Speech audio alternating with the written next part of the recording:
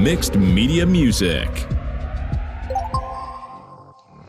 All right, welcome back to Mixed Media. This is our Arguing with Reddit segment. And today we'll be doing Arguing with Reddit on music. So I will be reviewing hot takes found by my co-host and one that I picked for myself. Ones that my co-host picked I have not seen, so I'm just going to be responding to them live. All right, so my thoughts on music. Yeah, and I'm just going to pull up the first link here at random. So I've got an interesting one that is sort of a meme, or I don't know, it's an interesting image. So I don't know if you can see that, Ben. I just pulled it up on my phone. And I want you to react to this person's iceberg that they made of composers. I'm assuming that lower down means the more in-depth you are into your music journey. Oh, wow. Okay. It's quite interesting. So this person places at the kind of, visible tip of the iceberg with, I guess, maybe saying less depth, Mozart, Bach, Beethoven, Haydn, Vivaldi, and Elgar just at the surface. Oh, and Schubert and Brahms. Then we get Chopin just below them. Then we get a whole bunch of random composers, many of whom I'm not even sure. Well, to be fair, I've never even heard of maybe like two of these people. And going down to the deepest depths being Stockhausen. And I'm not sure who Fares is, or Ratavara. We got Messiaen down there. And Bortkiewicz. Now, the average, almost nobody knows. I happen to know who that is because I know some obscure Russian composers. But Lyapunov down there as well. Another, we got some really obscure, Russian composers down here. Glier towards the bottom of depths with Takemitsu and Korngold. Okay, so we have Korngold below Ligeti, Glier below Ligeti. We have Borodin down there with Scriabin. Oh, and Borodin is further down than Schoenberg. Okay, I have absolutely no idea what this person is thinking. First off, the concept itself is ridiculous, but maybe I'm reading what this person means by this wrong. I don't see any explanation. So I'm assuming we're talking about profundity. Okay, I mean, there are great composers all over this thing, but I think the average person would say that Borodin is not a terribly profound composer. All right, Stockhausen, profound. This is a guy who literally thought that he was like the child of aliens who was put on Earth, and his music was was abstracting to communicate with aliens. Okay, he did some really, really wild sonic things, but was thought very highly of himself because he thought that he was like some messenger from the aliens. Okay, profound. I would not put him as the most profound composer. Why, for instance, we have Glier way below Shostakovich.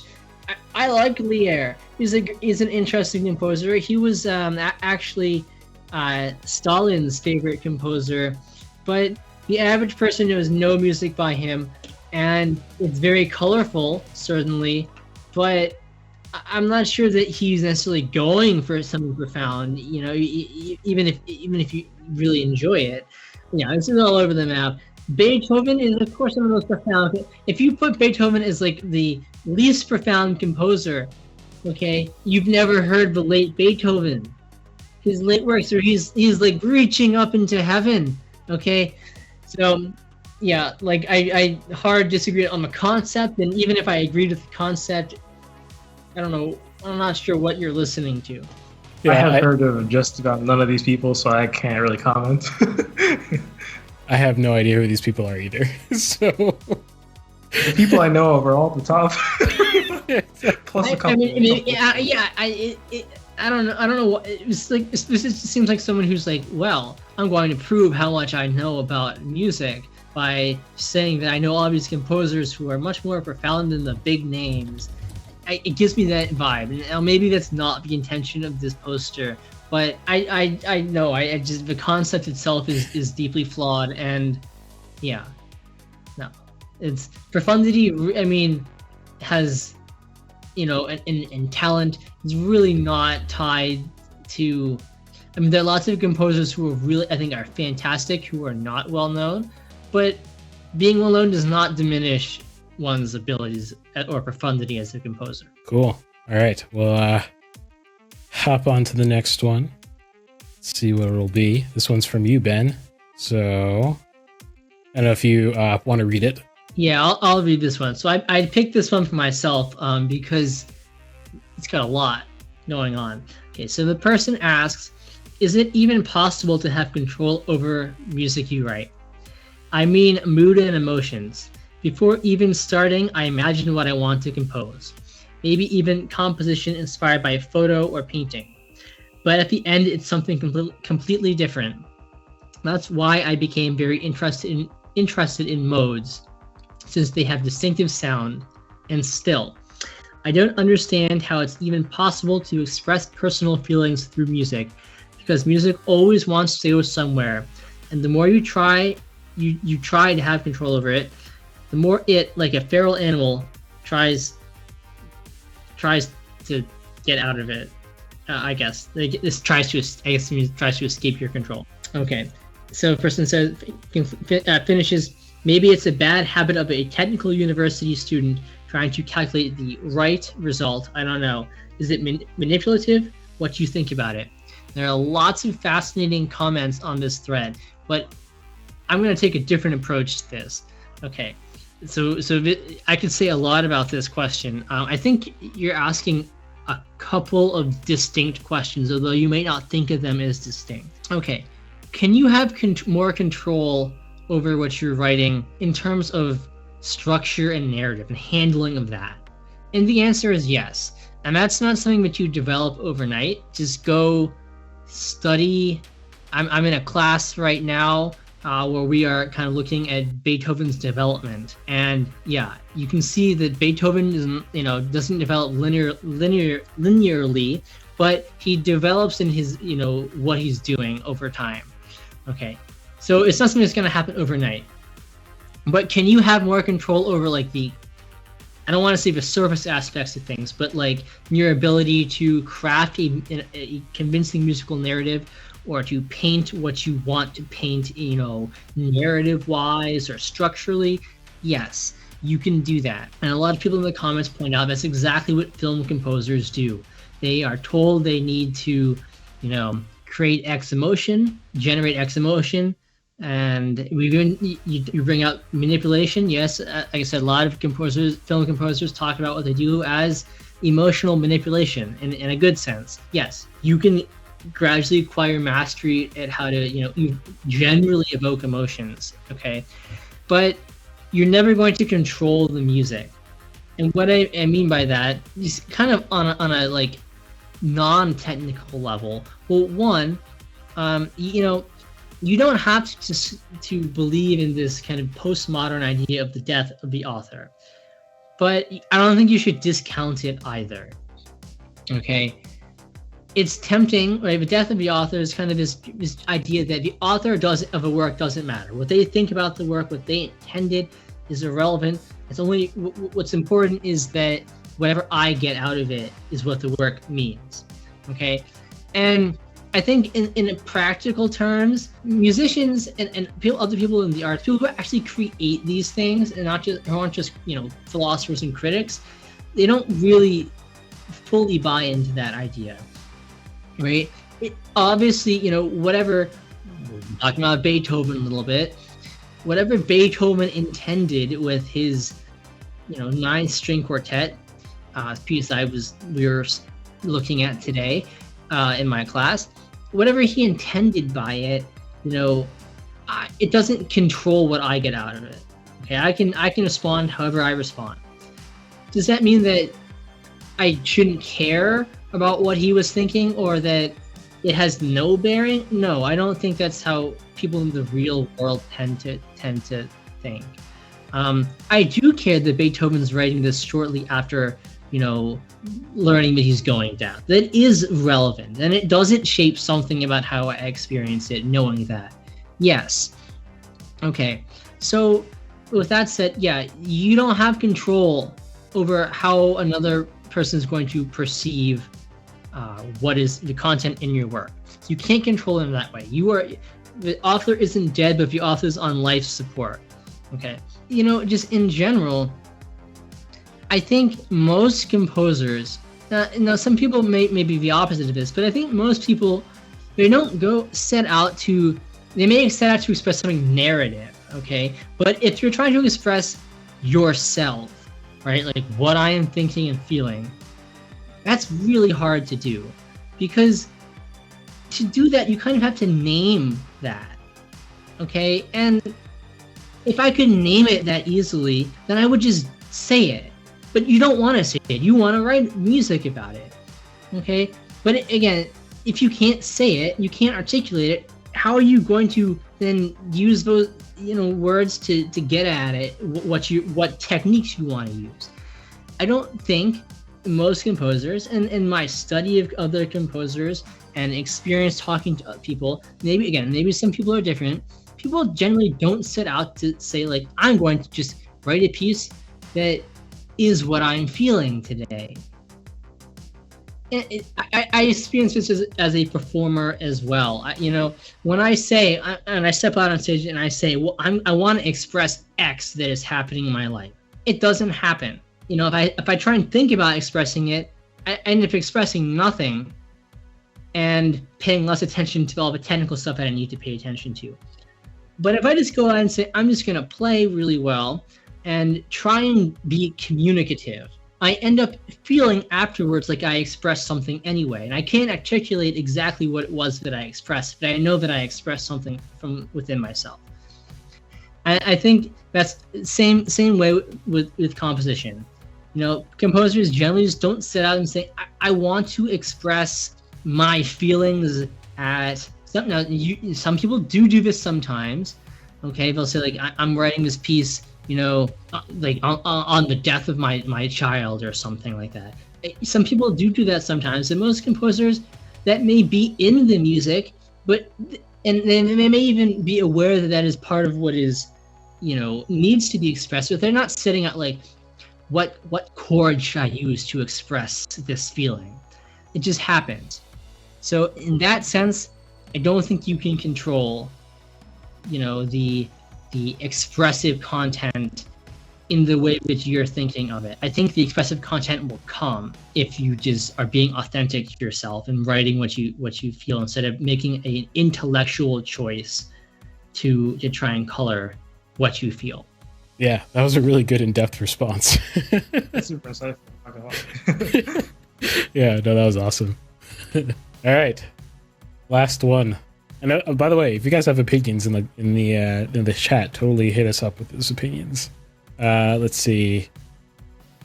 This one is from Nathan. Nathan, do you remember what it is? Oh yeah, okay. So it's just a screenshot of Wikipedia, for Tchaikovsky's Wikipedia, and the first line it says essentially Tchaikovsky struggled with something. So the first line, as highlighted here, says Tchaikovsky struggled with sonata form, the primary Western principle for building large-scale musical structures since the middle of the 19th century. Okay. Yeah. I can kind of read the next sentence, so I'm just going to read it just for more context. It says, traditional Russian treatment of melody, harmony, and structure actually worked against some sonata form's modus operandi of movement, growth, and at that point it gets cut off. That's an interesting take by whoever edited this Wikipedia article. Let's start backwards. Traditional Russian treatment of melody, harmony, and structure worked against sonata form. What do you mean by that? Well, I'm kind of confused, because in some sense, no music naturally falls into sonata form, in that, like, if you were just like some someone who, grew up completely isolated from the world, and you just started to write music one day, you're probably not going to write sonata form. That's why it took centuries to come up with roughly what sonata form is. And sonata form, this is something you can spend your life studying what exactly sonata form is. The basic principles are pretty simple. But someone asked, okay. I don't know if that's what you respond to. Someone asked in the comments, what's a sonata form? Yeah, okay. So let me I was going to kind of briefly get into that in a second. So basically, I think no music naturally is sonata form, but it's all sonata-ish. Okay, sonata form is kind of a rhetorical thing. Basically, we have theme A, idea A, we have idea B, and then we have some, like the structure kind of blows up in a way. And in early forms, it's just kind of like, well, we're just going to go through different keys, and then we're going to go back and we have theme A and then theme B, but theme B is now in the same key as theme A, and we end nice, happy conclusion. It really starts changing with Beethoven. There's some changes earlier with Haydn and Mozart, but Beethoven, we're talking a lot about Beethoven here, but he kind of changes this where we have rhetorical mode of like idea A, idea B that is not necessarily in the traditional contrasting key, but it is a contrasting idea. And then we have the development where we have to work out the differences. We have to reconcile the differences between our two themes. And then we finally get theme A and theme B again. And they've been reconciled somehow through some kind of climactic process. And then he also thinks of it on the structure of an entire work, not just a single movement. Really fascinating.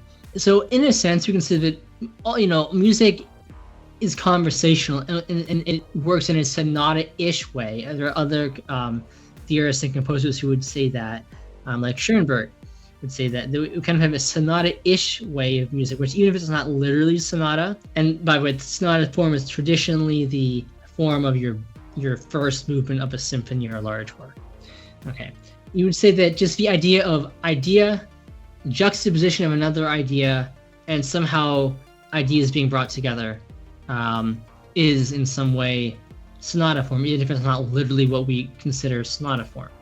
And, that's how we speak too, in some ways. We kind of, have idea A, idea B, and we kind of reconcile them and get to a conclusion, right? Like you could say, I really enjoy baseball, although I don't like watching the Orioles lose 100 games every season. But, it's still enjoyable for me to go to an Orioles game because I just like the act of watching baseball games. And, the sport is beautiful even when my team is losing. In some ways, you can say that that's sonata form. And that music just kind of generally flows into that sort of structure. So to get to the actual point, so Russian music, I'm gonna keep this brief here. Russian music really doesn't develop until the beginning of the 19th century, and it's kind of, as the Russian composers are developing their own tradition, there's two kind of schools of thought, and one is that they're gonna really they're gonna try and compete with Europe by having their own conservatory system that does everything the rest of continental Europe does, but we're going to just be really rigorous and we're going to do it even better than they do. And there are composers who kind of fit in that mold. And Tchaikovsky is a little bit more in that mold than some of the other composers like we mentioned earlier, Borodin and Mussorgsky, who they kind of are like, we're not going to follow into that rigid conservatory structure. We're going to just study Beethoven ourselves and then write our own music with no formal training. But both schools are writing sonata form, one in a highly trained fashion, one in a self-taught fashion. And what we start seeing with someone like Tchaikovsky, and this kind of continues with the big Russian composers through big Russian symphonic composers through Shostakovich, is that their idea of sonata form, the pieces will literally be in sonata form, but within each individual part of the sonata form, there's working out of ideas, that kind of development and struggle between themes. Before we've even gone into like the next large scale theme that must be worked out with the first theme. Each section has its own kind of development, own wrestling with things. It's almost like sonata within we can say sonata-ish within sonata. Perhaps the sonata form in someone like Tchaikovsky or Shostakovich is less easy to immediately grasp than it is in Haydn. And because it's working on so many levels and it takes so long to actually arrive at the big formal points. And there's a lot of interesting stuff that theorists who think about Russian music have been focusing on in this area. But they do, in a large sense, actually follow the formula. And they're not really much more difficult, I think, to perceive than, say, Beethoven's Third Symphony, the Eroica, which does all sorts of weird things with sonata form. So that is I don't think Tchaikovsky struggles with sonata form. I think he is a master of what he wanted to achieve. And it's just that for him, expressing himself required working out more ideas, more sonata-ish moments within a much more protracted sonata form. Dang, I just learned a lot. I feel like did two bombs, one after another. And for anyone who's wondering about this Wikipedia article, you can see at the top it is tagged as written in personal reflection, personal essay, or argumentative essay sort of form. So Wikipedia was on the case, I guess, in fixing that, and it has been fixed. So as of now, if you go to the Wikipedia page, the first sentence, well, actually, if you do a Control F for sonata, that comes in very late. It's actually only 7 occurrences, and it comes in very late, about over half through the Wikipedia page. The first sentence has been replaced and is now Tchaikovsky, on the birthday, whatever, was a Russian composer of the Romantic period. That's just the first sentence, which I guess makes a lot more sense. That's just a general, broad, here is who he is in one sentence. Yeah. And 909 Crime says in the chat, my favorite Russian waltz is Hills of Manchuria. I don't know if you have anything to say about that. Actually, I'm not sure what that is. Is that Glière from the Red Poppy? I can't imagine. I've actually never heard of that, but I assume that's Glière and the Red Poppy. So if you... It is not. It doesn't seem... Well, it's composed in 1906 by a name I cannot pronounce, so I will simply put it in the chat. And here she says it's from the later 1800s. I have never heard of Ilya Shatrov. Yeah, well, if it's 1906, well, Manchuria is part of China, so I don't know. Interesting. Okay, well, yeah, I am not familiar with this piece at all. It says the waltz recounts his experience at the Battle of Mukden during the Russo-Japanese War. Okay. Interesting. I am not familiar with this at all. So I know a lot about Russian music, but I do not know that. So thank you for pointing that out to me. Weird fun fact. I'm there's a script concept that I have thought about a comedy based off of the Russo-Japanese War. That's a really random, weird fun fact that you didn't ask for. Interesting. That's it's an interesting historical moment, Irving. Yes, and there can be comedy to be had for sure. It's the only comedy concept I have. Cool. That's it for hot takes. It looks like. Let's get back to our regular configuration. Oh, that was wrong. That's the whole screen. Let's do that the correct way. Here we go. There we go. If you want to check out our Discord, I know some people have already joined our Discord. The link is in the description. It's a fun time. Talk throughout the week. And so you can just join our Discord down there. And there's a whole plethora of other links if you want to follow us anywhere or support us. There's a whole bunch of links in the description. You can go perusing as much as you want.